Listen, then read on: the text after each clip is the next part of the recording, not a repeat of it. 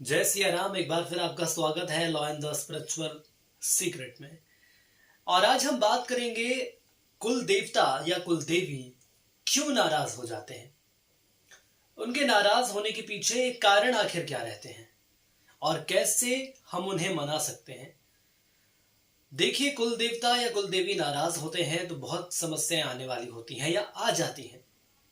जिस तरह से हर घर में देवी या देवताओं की पूजा होती है, कुल देवी या देवता की भी पूजा करने का विधान होता है। बस कमी ये रह जाती है कि हम उनकी पूजा नहीं करते। देखिए, किसी भी शुभ कार्य को करने के लिए जिस तरह से गणपति जी प्रथम पूजनीय माने गए हैं, आपने देखा होगा कि जब भी हम कोई खास काम की शुरुआत करते हैं तो श्री गणेश का नाम लेते हैं, कहते हैं भी कि चलिए शुरुआत करते हैं श्री गणेश के नाम के साथ। उसी तरह से कुल देवी या देवता की भी पूजा अनिवार्य रूप से करनी चाहिए। कुल देवी या कुल देवता की पूजा हर घर में बहुत जरूरी होती है, बहुत ज्यादा जरूरी होती है। हर घर में यदि आप कुल देवी या कुल देवता की पूजा नहीं कर रहे हैं या उनकी अनदेखी कर रहे हैं, और यदि आपको लगता है कि उनकी पूजा करना, ये कह सकते हैं कि पूजा संभव नहीं है कि हर रोज करें या कभी कभी करें, तो ऐसे करते करते एक वक्त ऐसा भी आता है जब हम भूल जाते हैं कि हमें उनकी पूजा भी करनी है। देखिए, पुराणों में कुल देवी या कुल देवता की पूजा करना हर दिन जरूरी होता है। वैसे तो कुल देवी या कुल देवता आपसे ज्यादा कुछ नहीं चाहते हैं, लेकिन कभी कभी आप उनकी पूजा जरूर करिए। वैसे तो कुल देवी की पूजा या देवता की पूजा करना परंपरा ही है। इस परंपरा की शुरुआत कैसे हुई, ये हम थोड़ा टटोलने की कोशिश करते हैं। देखिए, हिंदू परिवार किसी न किसी ऋषि के वंशज माने गए हैं। उनके गोत्र का निर्धारण भी उन्हीं के नाम पर हुआ है। हमारे गोत्र अलग हैं, आपके गोत्र अलग हैं, ये सब उनके ही निर्धारण है। हर जाति या हर वर्ग किसी न किसी ऋषि की संतान ही मानी गई है, भले ही वो कोई भी वर्ग हो, कोई भी जाति हो, लेकिन ये सत्य है कि वो किसी न किसी ऋषि की ही संतान है। उन मूल ऋषि से उत्पन्न संतान के ही लिए ऋषि या ऋषि पत्नी कुल देवी या देवता के रूप में पूज्य माने गए हैं। इसीलिए वो पूज्य माने गए हैं। इसलिए की जाती है कुल देवी या कुल देवता की पूजा। जब तक हम इनकी पूजा नहीं करते तब तक जीवन में कुछ परेशानियां आने लगती हैं। पूर्व काल से ही हर पूर्व वंशज अपने कुल के जनक की पूजा हमेशा करते आए हैं। उनको लगता है कि इनकी अनदेखी हम नहीं कर सकते, करना भी नहीं चाहिए। उनकी अनदेखी करेंगे तो घर परिवार आगे नहीं बढ़ेगा। घर परिवार आगे बढ़ाना है, कुल का कल्याण करवाना है, तो कुल देवी या कुल देवता को आध्यात्मिक और परलौकिक शक्ति से कुलों की रक्षा करते हैं। ये शक्ति उनके पास है। उन्हें बस ये चाहिए कि हाँ, हम उन्हें याद कर रहे हैं, हम उन्हें पर्याप्त सम्मान दे रहे हैं, जिससे नकारात्मक शक्तियां और ऊर्जाएं दूर हो। हमारे घर में भी यदि नकारात्मक शक्ति है, ऊर्जा है, तो वो यहां से दूर हो जाए। क्या होता है कुल देवी या कुल देवता की पूजा न करने से? अब कई ऐसे लोग हैं जो देख रहे हैं, तो उनको ये भी सवाल उठ रहा होगा कि आखिर चलिए हम नहीं करते कुल देवी या कुल देवता की पूजा, लेकिन इससे होता क्या है? इससे कुछ नहीं होता है, कोई खास अंतर आपको नजर नहीं आएगा।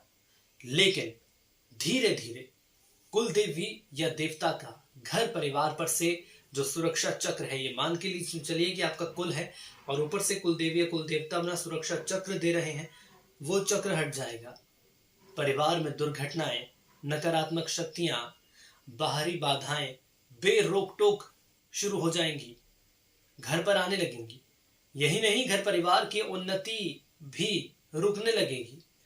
आपको लगेगा कि आपके बेटे, आपके बच्चे, आपका बेटा, आपकी बेटी आगे क्यों नहीं बढ़ पा रहे हैं? कुल देवी कुल देवता के आशीर्वाद नहीं है। संस्कारों का क्षय होने लगेगा, नैतिक पतन होने लगेगा, कलह होने लगेगी, अशांति का वास रहने लगेगा।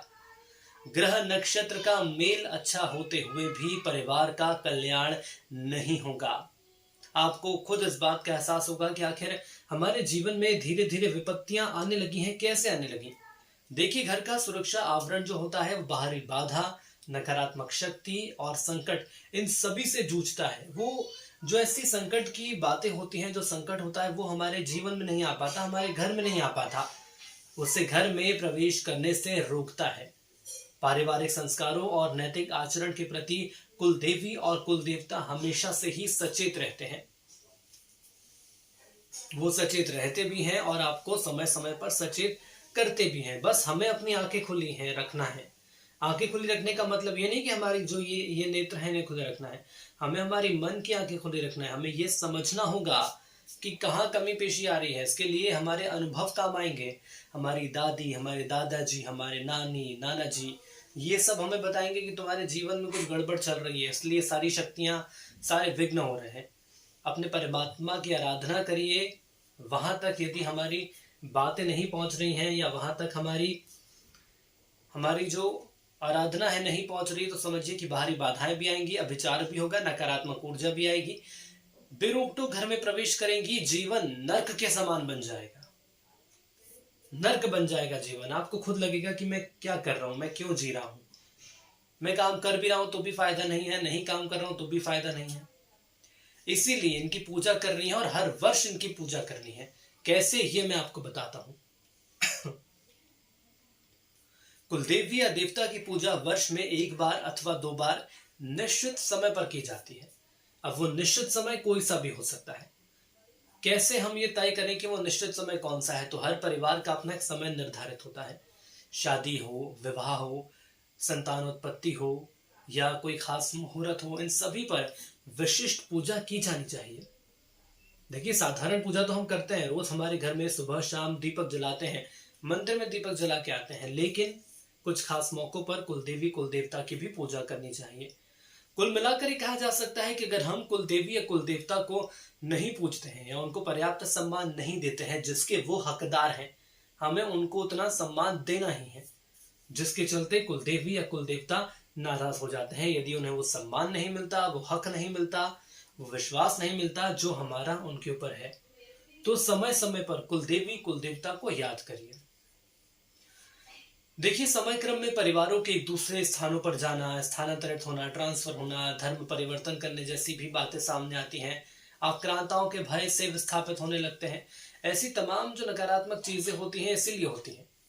देखिए, जानकार व्यक्ति के असमय मृत्यु होना, संस्कारों का क्षय होने लगता है, विजातीयकरण होने लगता है, विजातीयता पनपने लगती है।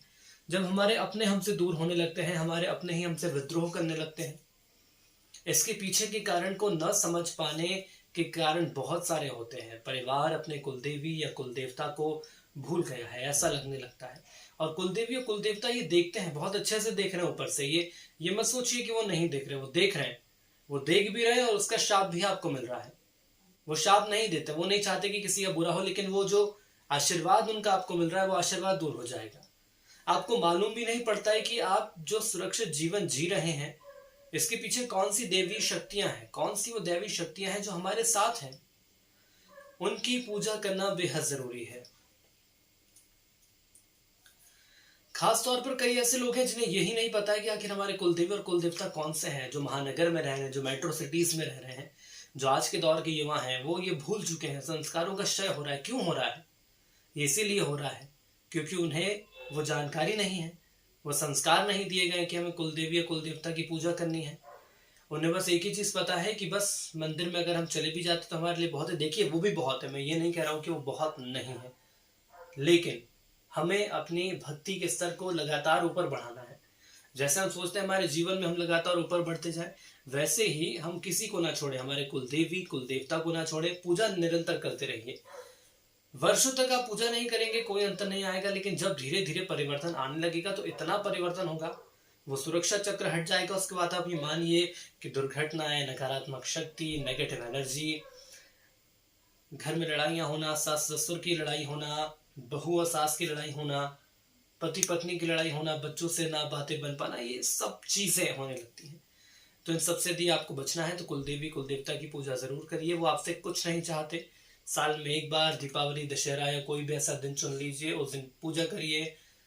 यदि आपको पता है कि आपकी कुलदेवी का स्थान कहाँ पर है तो वहां पर जरूर जाइए। आपके घर में बच्चा हुआ है, पुत्र हुआ है या लक्ष्मी जी हुई हैं, पुत्री धन प्राप्त हुआ है, तो आप जाइए, पूजा करवा के आइए, मिल के आइए, आशीर्वाद लेकर आइए, वहां पर कुछ समय व्यतीत करिए। उसके बाद देखिएगा कि सुरक्षा चक्र जब अपना आशीर्वाद बरसाएगा तो आपके जीवन में आगे बढ़ने से आपको कोई नहीं रोक पाएगा। आज के लिए इतना ही। जय माता की।